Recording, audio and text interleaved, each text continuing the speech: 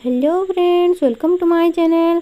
तो फ्रेंड्स, ये हमारा एपिसोड 11 है। हमें दिखाया जाता है कि सारे तैयार हो गए हैं कोरिया वापस आने के लिए, और उनका तो मन नहीं था, फिर भी वो आने लगते हैं क्योंकि उनका ट्रिप जो है ख़त्म हो गया है।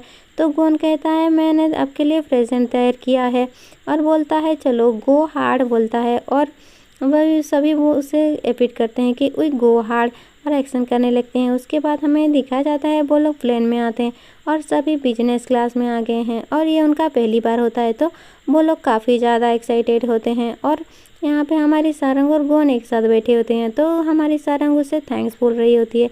उसके बाद हमें मैनेजर जियोंग को दिखाया जाता है, जो कि 100 वाले एनिवर्सरी के लिए काफ़ी ज़्यादा तैयार कर रही थी उन्हें। और यहाँ पे हमारी सारंग भी आई हुई है और उससे पूछती है ट्रिप के बारे में। तो वो उसे गिफ्ट देती है मैनेजर को और बोलती है बहुत ही अच्छा था। उसके बाद वो अपने सारे दोस्तों को भी गिफ्ट देती है वहाँ पे जो होते हैं, और कलीग्स मतलब। उसके बाद बोलती है हम सब एक फैमिली की तरह हैं। उसके बाद हमें गोन को दिखाया जाता है, जो किम को दिखाते हैं वो प्रेजेंट लेके आई थी गेस्ट के लिए।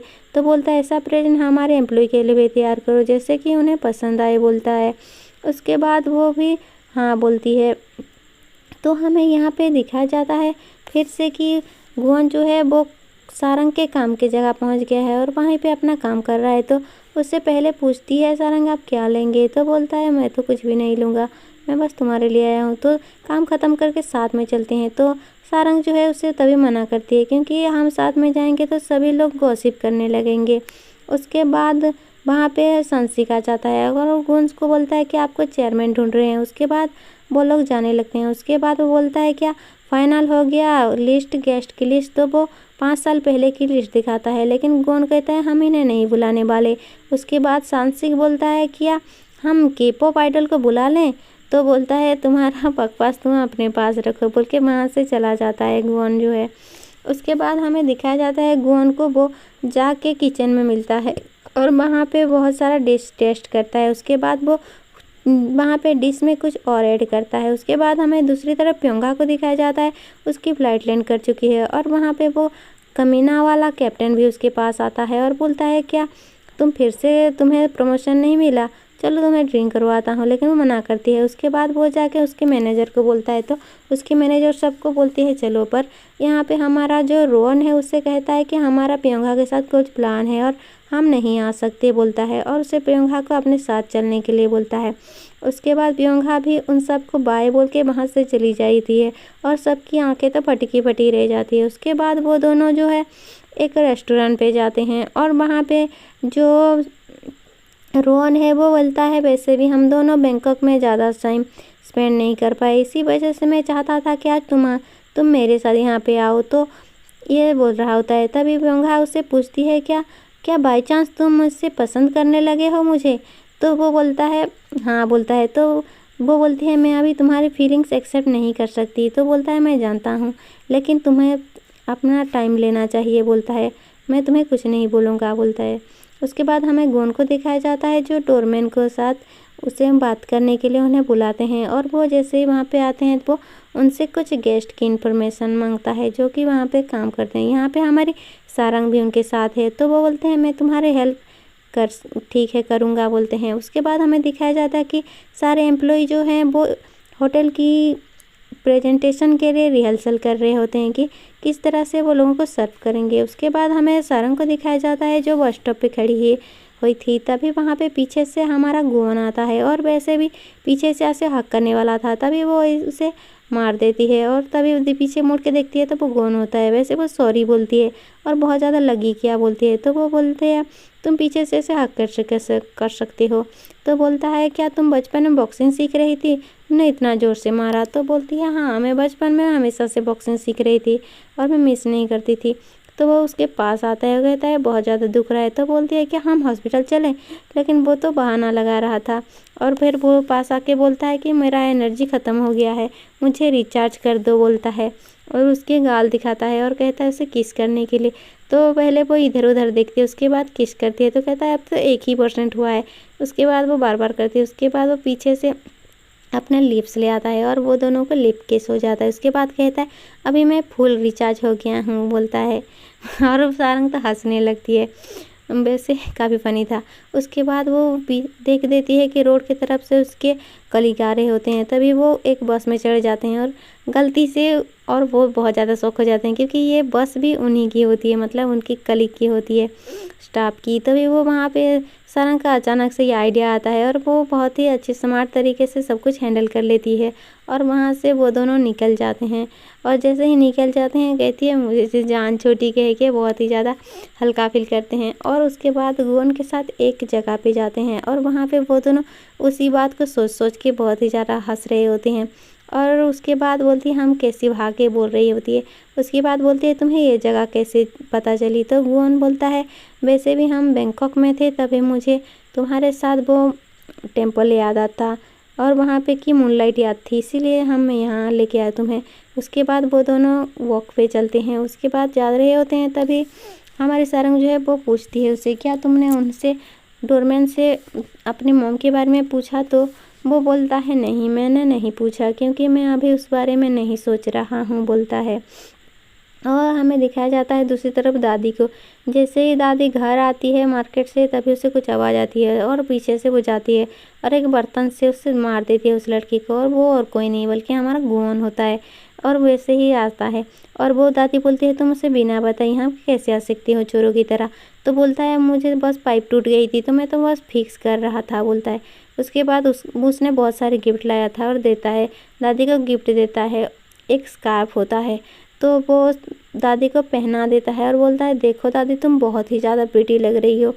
तो दादी बोलते हैं इतने सारे लाने की क्या ज़रूरत थी। तो वो बोलता है आपके जो मार्केट वाले दोस्त हैं उनके साथ शेयर करना। तो दादी पूछती है क्या तुमने अपने डैड के लिए कुछ लेके आए। तो वो मना करती है। तो दादी वहाँ पे उसकी बम देती है और बोलती है इसे अपना डैड को देना।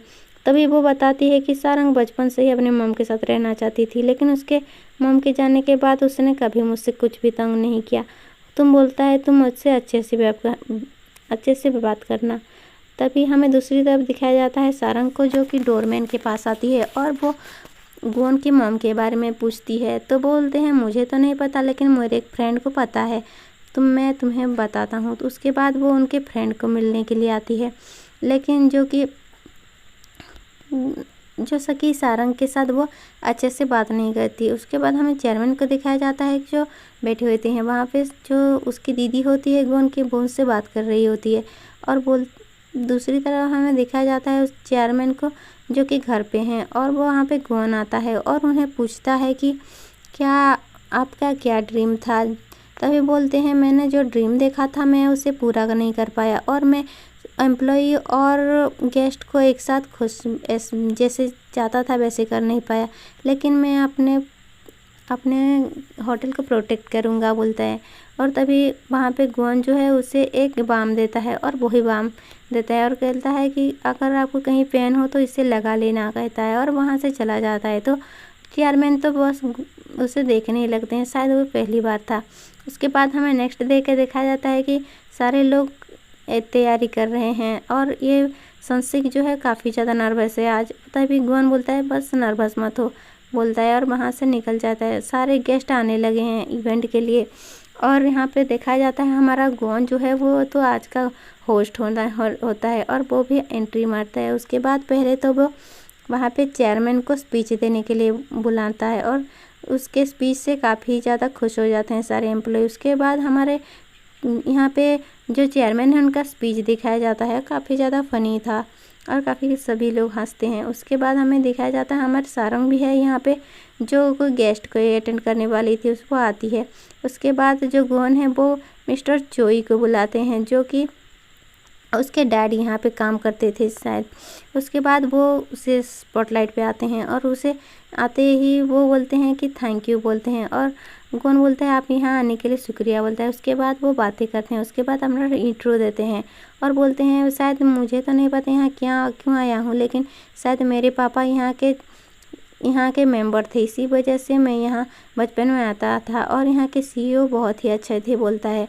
और बोलता है कि ये मेरा ड्रीम था, यहाँ आना एक ड्रीम जैसा है बोलता है। और वहाँ से वो सारे लोग वहाँ उसे बहुत ही ज़्यादा अप्रिशिएट करते हैं और यहाँ पे चेयरमैन जो उसे खुद पास बुलाते हैं उसके पास बैठते हैं।